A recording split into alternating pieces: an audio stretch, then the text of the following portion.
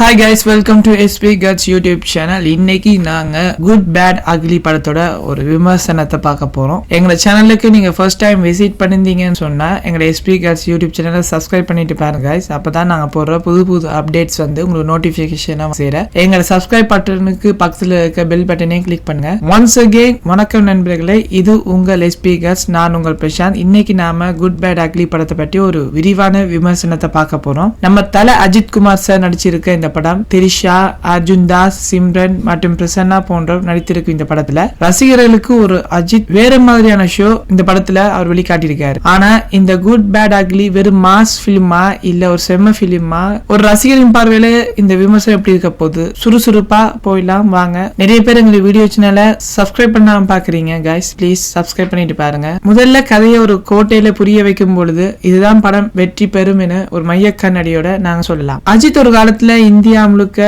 பயம் கொடுக்கும் ஒரு கேங்ஸ்டர், அதாவது இந்த படத்துல சொல்றேன். ஆனா அந்த வாழ்க்கையில அவர் குடும்பத்தை தொடர்ச்சி திரிஷா காதலிக்கும் நேரத்துல தன்னுடைய குழந்தையும் பார்க்க அவங்க அனுமதிக்கல என்பது உண்மை. திரிஷாக்கு இந்த விஷயம் தெரிய வர அஜித் ஒரு கேங்ஸ்டர்னால அவங்க பிறந்த குழந்தையை காட்டாமறாங்க. 17 வருடங்கள் கழிச்சு அவர் திரிந்து மனிதராக திரும்பி வராரு நம்ம தலை. அந்த நேரத்துலதான் கதையில ஒரு பெரிய ட்விஸ்ட். அஜித் அந்த மகனை ஏதோ ஒரு காரணத்துக்காக போலீசிடம் சிக்க வைக்கிறாங்க. இந்த முடிவும் அதிலிருந்து கிளம்பும் எமோஷனல் கான்ஃபிளிக்டும் தான் குட் பேட் அக்லின்னு ஒரு முக்கிய கதைக்களமா இருக்கு. இயக்குனர் ஆதிக் ரவிச்சந்திரனை பொறுத்த வரைக்கும் அவர் ரசிகரா இயக்குனரா கேட்டீங்கன்னா ஒரு டெவலப்பர் சொல்லலாம். ஆதிக் ரவிச்சந்திரன் இந்த படத்துல ஒரு அஜித் ஃபேன்னு காட்டி இருக்காரு. வெளிப்படையா சொல்ற மாதிரி செதுக்கி நம்ம தலையை வச்சு இந்த படத்துல அவர் வெளிக்கொண்டு வந்திருக்காரு. இது வரைக்கும் நாங்க பார்க்காத ஒரு அஜித் சார் இந்த படத்துல நாங்க பார்க்கலாம். ஒவ்வொரு காட்சியும் செம்ம ரெஸ்பான்ஸ். மங்காத்தா, வீரம், இப்படி பல ப்ரீவியஸ் பிளிக்ஸ் இந்த படத்துல இருக்குது. மொட்டையா, பேங்கா என சில மிகச்சிறந்த பார்வை அனுபவங்களை இந்த படத்துல நான் பார்த்தேனா சில நேரத்துல டூ மச்சா இருக்கிற மாதிரி தோணும். ஆனா கைஸ் தியேட்டர்ல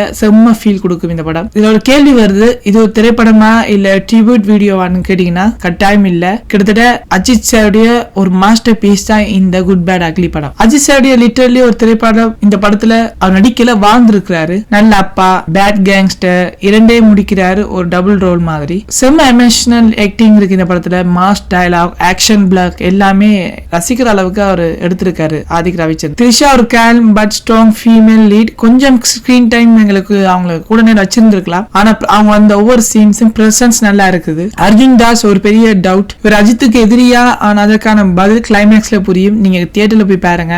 ஒவ்வொரு எக்ஸ்பிரஷனும் ஷார்ப்பா இருக்குது அவருடைய கேரக்டர்ல. சிம்ரன், பிரசன்னா, சுனில் எல்லோரும் சப்போர்ட்டிங் கேரக்டர்ல பண்ணிருக்காங்க. மோஸ்ட்லி அஜித்தை பில்டப்க்கு அவங்கள வச்சது போல எங்களுக்கு தோணுது. முக்கியமா படத்துல துவக்கமும் வெளியே மாஸ் அண்ட் கூஸ்பம்னு சொல்லலாம். ஓப்பனிங் சீன்ஸ்ல ஒரு மாஸ் ஹீரோ என்ட்ரிக்கு என்ன மாதிரியான இம்பாக்ட் இருக்குது அதுக்கேற்ப ஆதிக் ரவிச்சந்திரன் எடுத்திருக்காங்க. இன்டர்வல் சீன் மொத்தமாவே தீபாவளி தான். மங்காத்தா ஸ்டைல்ல கூஸ்பம் இருக்குது.